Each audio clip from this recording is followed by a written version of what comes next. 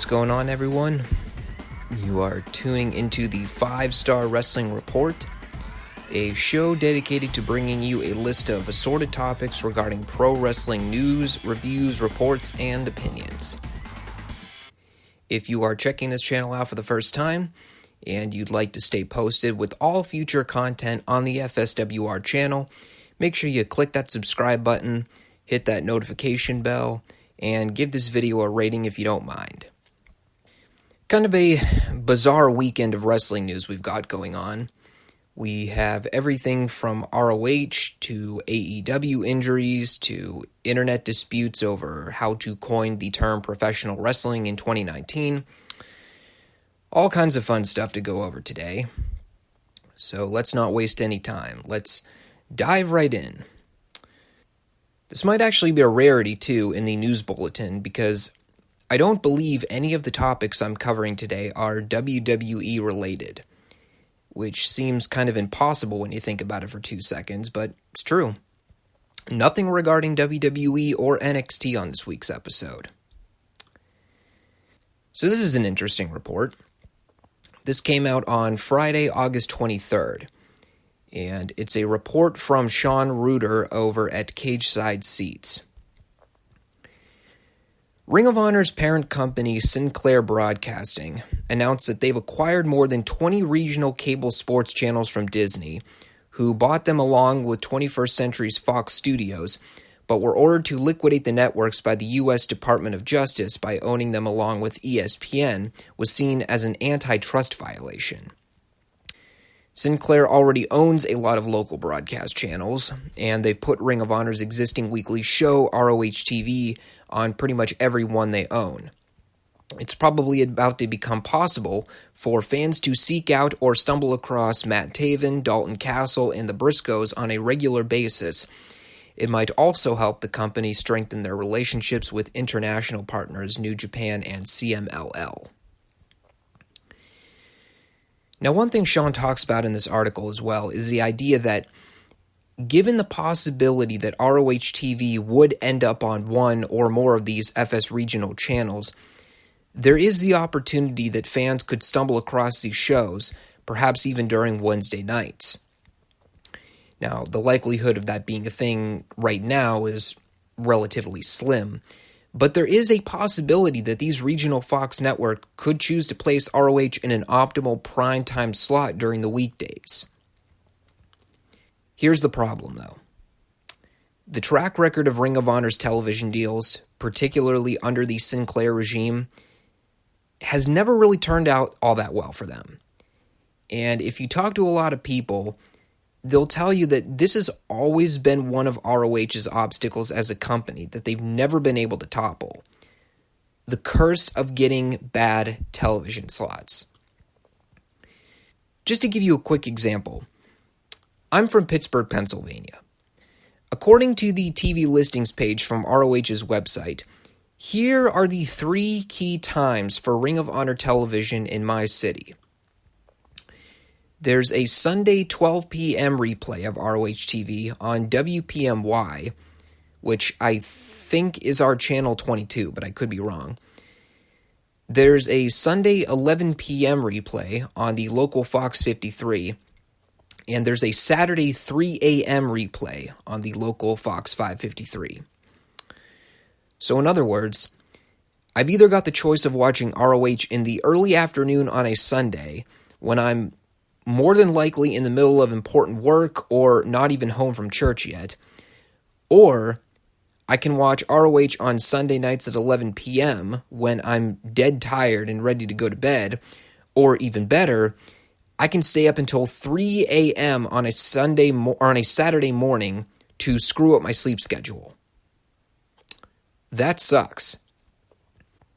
And the other problem that we have to look at is, when we exclude the oversaturation of the wrestling market as it currently is, and when we exclude the possibility that they could just get sifted into another crappy time slot on the regional Fox networks, what is ROH doing right now that would really gather in viewership?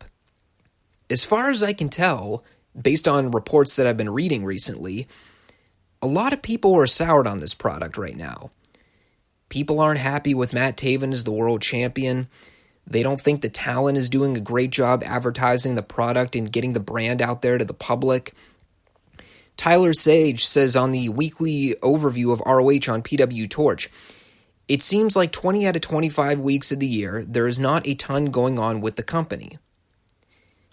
And I think there's a lot to be said for that, especially during a time when companies like AEW and WWE are at the bulk of conversations, and MLW and NWA are butting heads to try and get their products on the market in a major capacity.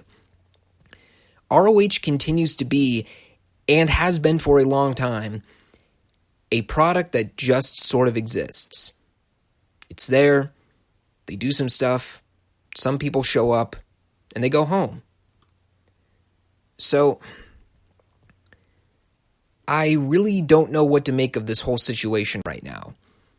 This could potentially be a great thing for ROH if they were to accumulate the viewership from being added to all these regional Fox stations around the country. But in addition to having ideal time slots, they also need to have a product worth watching. And it's like, for the bulk of 2019, ROH just hasn't been a company worth talking about. In fact, and as I alluded to earlier, the only real thing people have been talking about when it comes to Ring of Honor is people's dissatisfaction with Matt Taven as the world champion. And with the uncertainty of whether or not Marty Scurll is going to be sticking around once his contract expires, there's not a whole lot they can do right now. They do have some great talent over there, but it doesn't mean a whole hell of a lot if PR isn't striking a chord with people. And one of the major problems with Ring of Honor has always been that no matter how hard they try to market their brand to the public, for whatever reason, they can never get out of first gear. All right, moving along to some extremely sad news, let's talk about this Jon Moxley injury for a minute.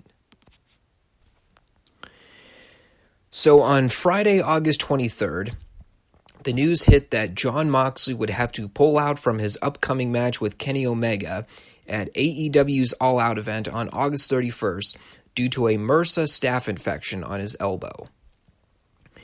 And one of the first reports on this came out from Mark Middleton over at Wrestling Inc. after Moxley's tweet regarding the matter. And I'll read it to you here. I am absolutely gutted to have to deliver this news, but I'd rather it come from me directly.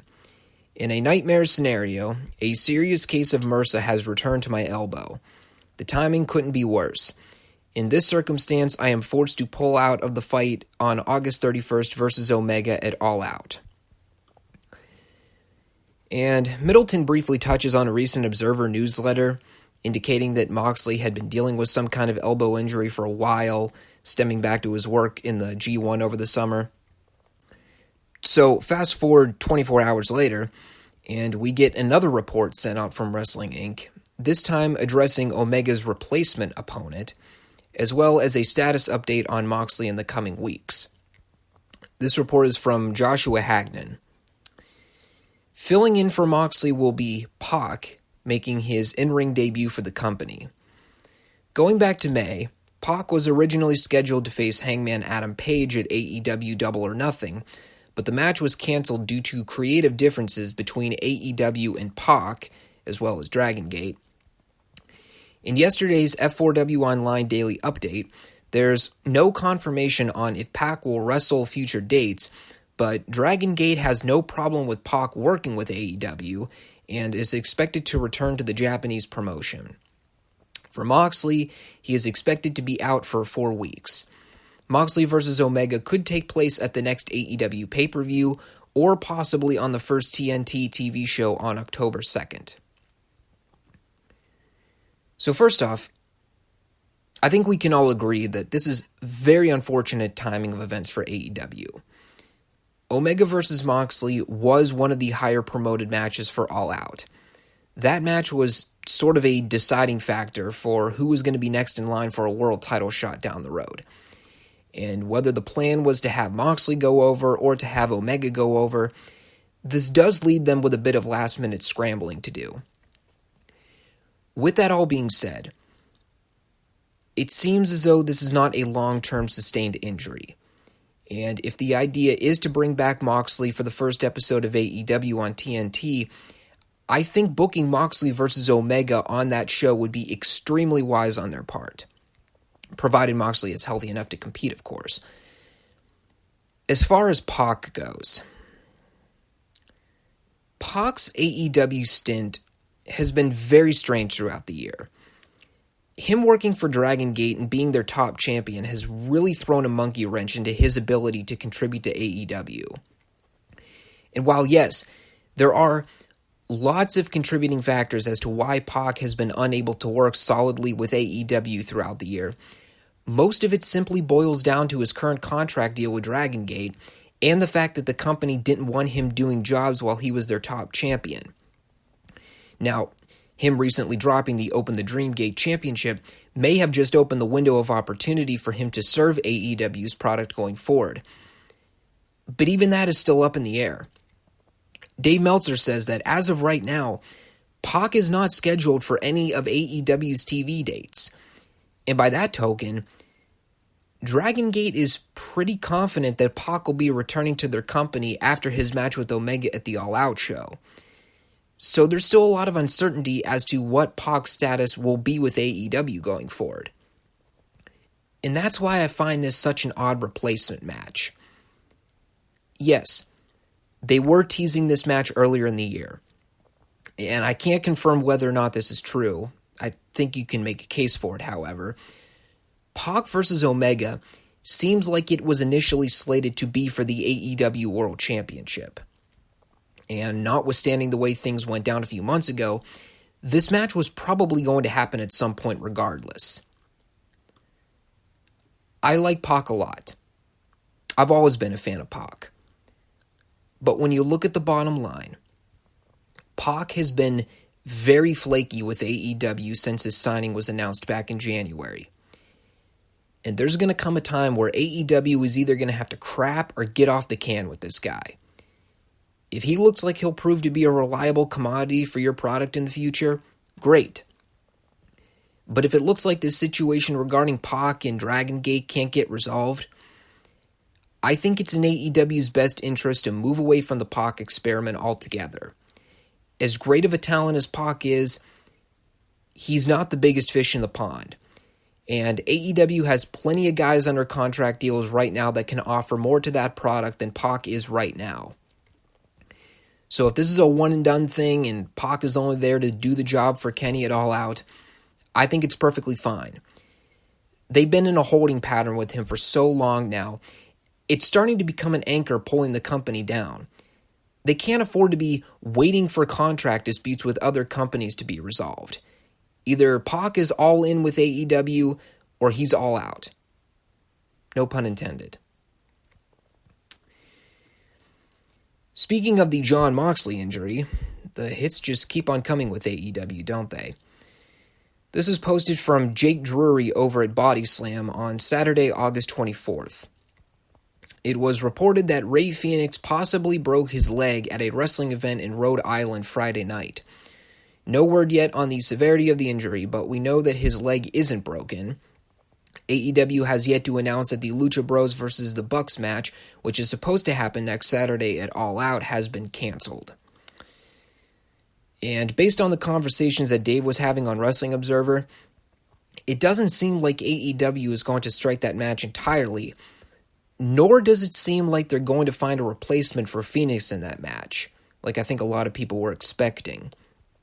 Now, is it wise for them to book an already injured performer in a ladder match when he's probably planning on doing dangerous high spots in that match to begin with?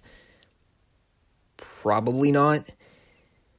I mean, keep in mind, the last time a company let an already beat-up talent compete in a ladder match was with Tommaso Ciampa in NXT. And what happened? Dude took a bad fall and blew out his ACL and missed a whole year of action. I'm not saying the same thing will happen to Fenix, but the guy's going to be heading into that match way less than 100% with a bad knee, and fans are going to be expecting him to do a bunch of spots off of ladders. Is it a really smart move to put Fenix in a match like this and take the gamble with worsening his injury? I don't really know what the best course of action is. Normally, I'd make the case that waiting to see what happens is the best method, but when you realize that the All Out show is in 5 days, they don't really have the time to wait at this point. And overall, I think there's a larger issue at play regarding these streams of injuries that needs to be addressed. And this is really something AEW management is going to have to seriously consider down the road. Is it a smart business move to allow their guys to take indie bookings in the future? Does there need to be some kind of limit as to how many bookings they can take? Does there need to be a limit on what companies they can work for? And the crazy thing about these lingering questions is that we've already had numerous reports come out regarding AEW's regulations on talent taking indie bookings. Here's an article from The Sportster from back on May 5th from Joshua Coulson. It is now being reported that AEW contracted wrestlers who want to perform outside of the company will need, quote, special permission to do so. However, that doesn't apply to performers who need the experience who will subsequently be allowed to go out and do as much wrestling as possible. Again, it doesn't seem like that ruling will kick in until AEW's weekly show launches later this year. So even in that one snippet of the article I just read, there's still a lot of ambiguity as to how this ruling applies to the current AEW talent. First of all, how do we deem performers who need the experience? Are we talking guys and gals that are 3 years in the business? 6 years in the business? Talent that has less notoriety? And even in that case, why do they need to take separate indie bookings in order to hone their craft? Shouldn't AEW's mainstream TV exposure be essential enough to get the lesser-known talents over? Secondly, how do we define special permission? Are the talents going to have to pay upfront costs in order to compete elsewhere? Would the bigger name talent, like a Jon Moxley, like a Chris Jericho, like a Kenny Omega, owe the same contributions as the lesser talent, like a Joey Janela, like a Jimmy Havoc, like a Jungle Boy or Luchasaurus? By that token, are there going to be restrictions on talent doing jobs elsewhere? Will there be restrictions on the types of matches they can work? I mean, here's the problem of this whole scenario. As of the time of this recording, Sunday, August 25th, AEW does not have contractual dealings for talent exchange across other brands. They don't have a talent exchange deal with a New Japan, or a Ring of Honor, or a Major League Wrestling, or AAA. And considering the way things went down with Omega and the Bucks and New Japan, I don't know if a talent exchange deal is in the works for the future. So then the problem becomes AEW continues to allow guys to take indie dates whenever they want, sometimes a handful at a time. Thus, they run the risk of their guys getting hurt more often. First, Jon Moxley in New Japan, and now Rey Fenix with Big Time Wrestling. And based on these articles that I'm reading regarding AEW indie booking constraints, it doesn't seem to be in full effect yet. But with what is being billed as AEW's, quote, biggest show of the year, this is not a great time for AEW talent to be killing themselves on indie shows. All I know is that if AEW plans to have talent restrictions on whether or not they are permitted to take independent show bookings, then those regulations need to be emphasized going forward. And they need to be more particular on what they mean by special permission and talent taking bookings for experience purposes. Because all of this is really vague right now. I'm not sure what to base any of this logic off of. Okay. I want to touch on something very briefly. And before I go any further, let me caution everyone that I don't like opinion articles. I don't grant them much credibility, particularly when their sources are limited and they just seem like one big hate piece on a particular topic. With that being said, there's an article that came out on Daily DDT about a week ago. And no, I'm not going to mention the author because I don't think that's important here. What is important is the title of the article. It's time to banish Jim Cornette. And the whole piece is a knee-jerk response to a series of heated tweets that went down between Jim Cornette and Impact Wrestling talent Jordynne Grace, who spells her name Jordynne. I have no idea why. I guess because pronunciation is more important. Regardless, I'm going to read the Twitter post so that you can get an idea of where this all stems from. From Trisha Parker / Jordynne Grace. Quote, I am 100% for calling wrestling a performance art rather than a sport. The insistence upon calling it a sport is really holding back, in my opinion. Discuss with me. Unquote. By the way, keep the line, discuss with me in mind, because it's important. So then we get a tweet sent out from someone handled Daryl D. Quote, Terry Funk has said, I can't make them believe pro wrestling is real, but I can make them believe I'm real. I believe in Terry Funk. I don't believe in what's-her-face. Unquote. Cornette's response. Quote, now, that's butterface to you. Unquote. So judging by the fact that I knew this article was entirely reactionary based, I went ahead and picked out some of the key lines here that really stuck out to me as to why this writer is completely irrational in his thinking. Let's start with this. Quote, Cornette's gross sexist comments against Grace come just months after his ignorant homophobic comments directed towards all Elite Wrestling star Sonny Kiss, which included the use of a slur for trans people. Unquote. No, that's not quite accurate. In fact, Cornette references Sonny Kiss as, and I quote, a transvestite, which is not a racial slur.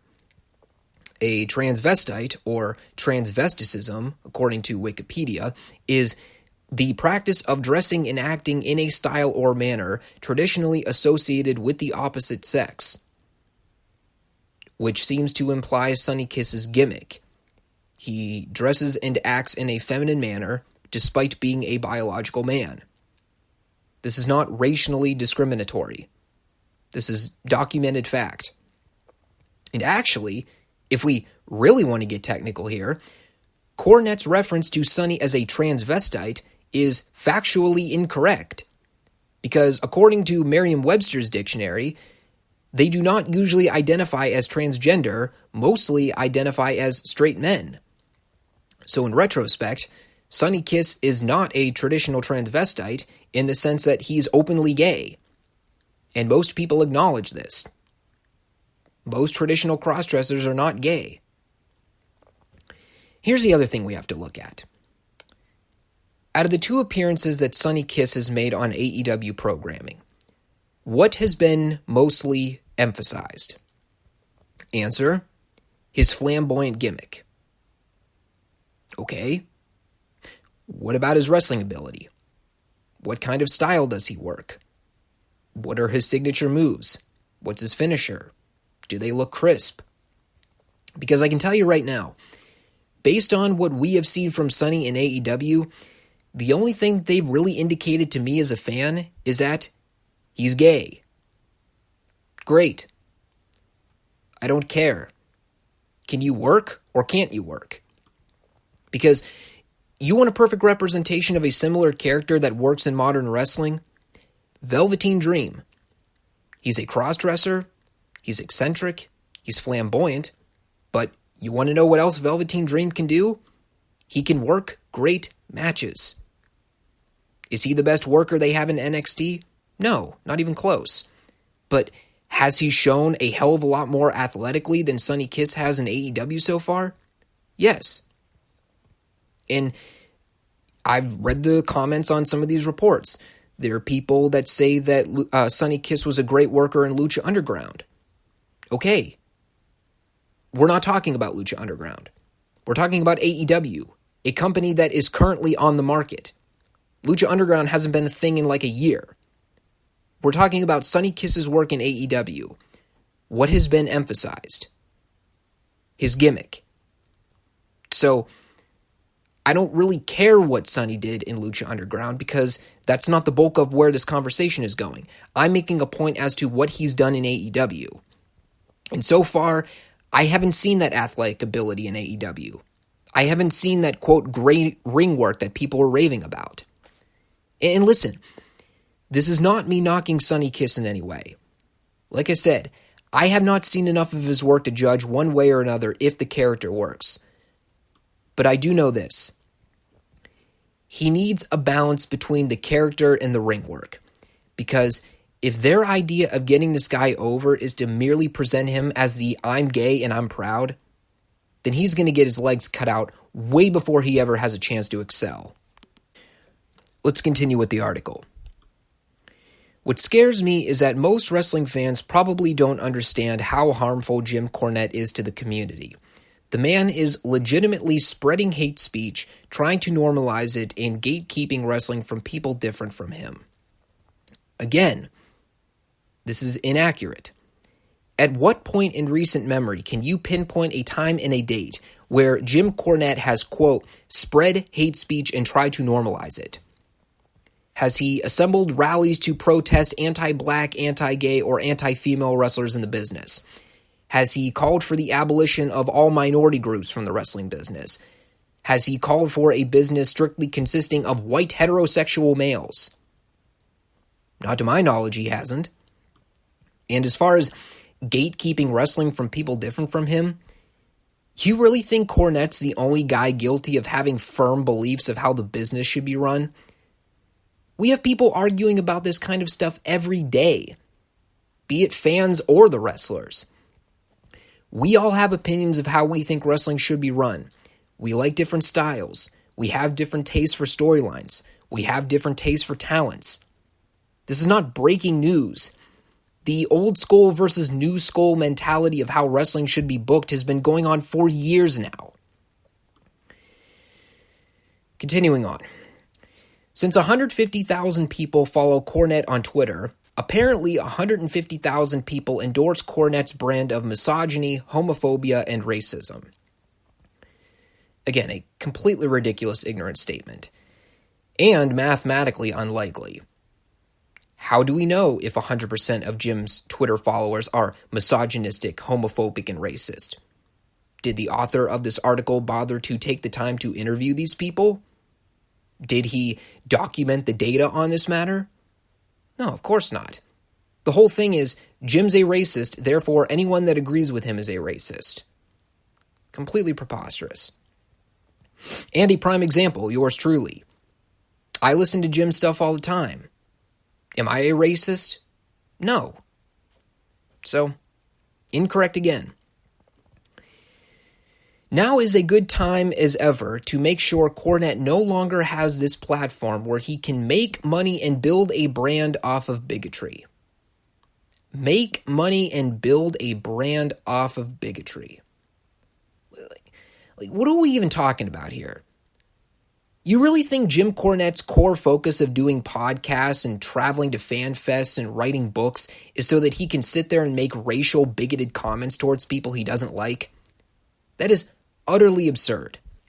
And anyone who thinks that is completely misguided in their thinking. And, you know, as far as Cornette's alleged gross and sexist comments towards Jordynne Grace goes, here's what I'll say. Jim Cornette says a lot of things. I don't agree with everything he says. I don't agree with a lot of things he says, if I'm being frank. He's made some disparaging comments on religion that I think are incredibly extreme.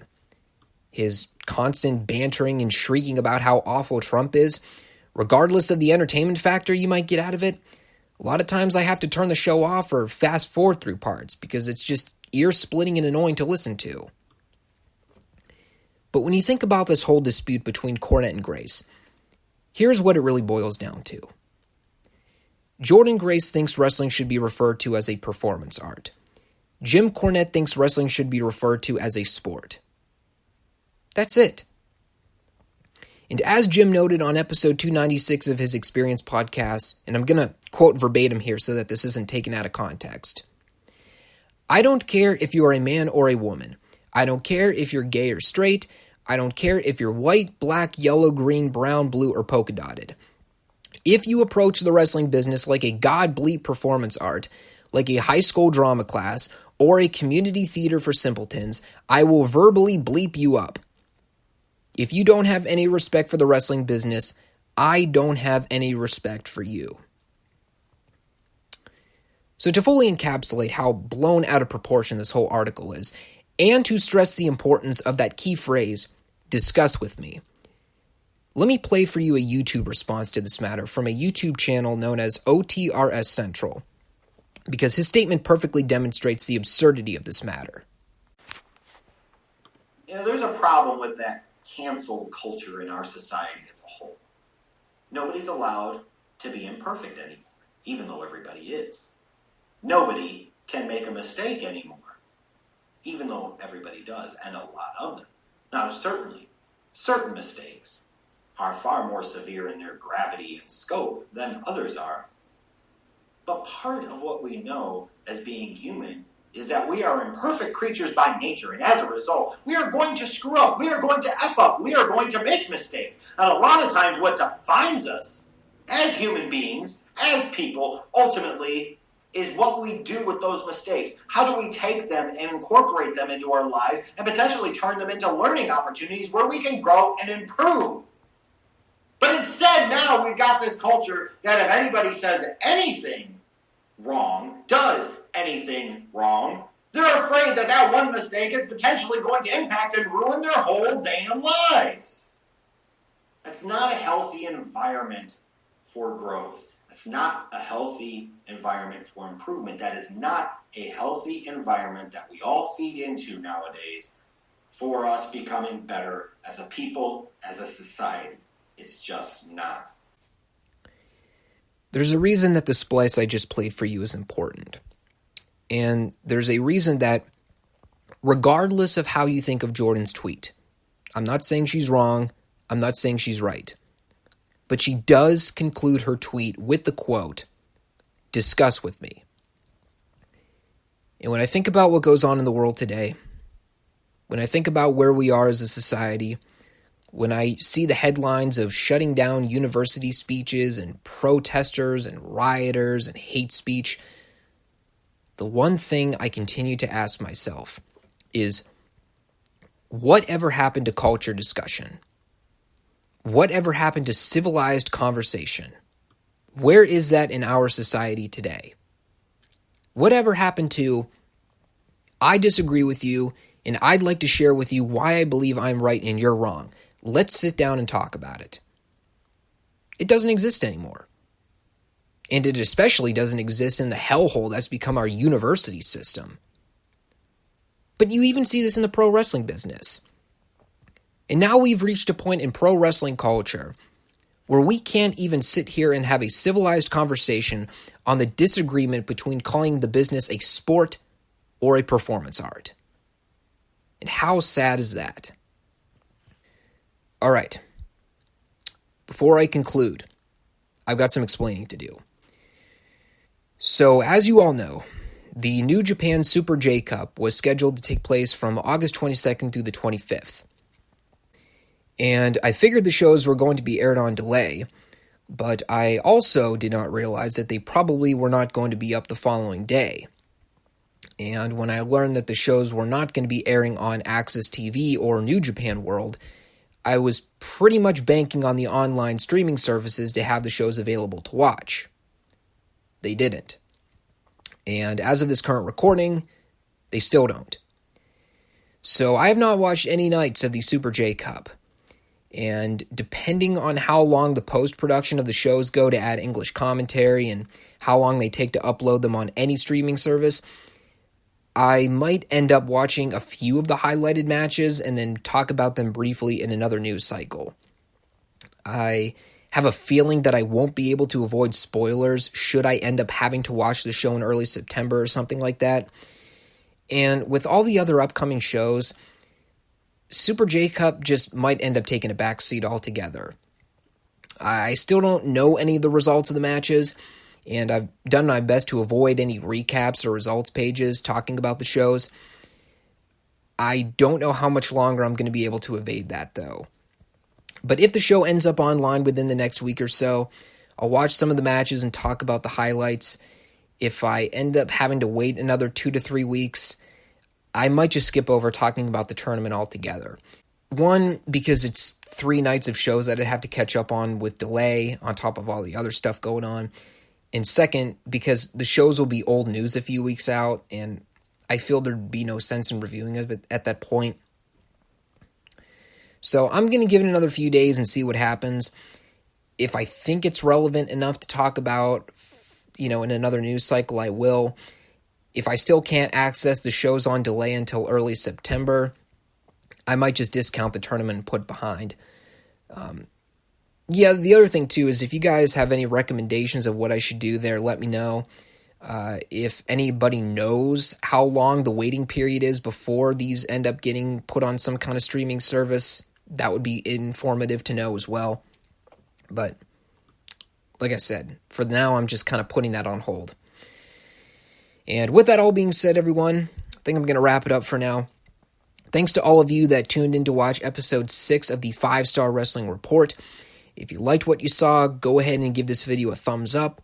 Leave some feedback for me to look at in any or all topics discussed in this video. And if you'd like to keep yourselves posted on all future FSWR content, make sure you hit that subscribe button. Click on that notification bell to keep updated on all videos. Thanks again, everyone.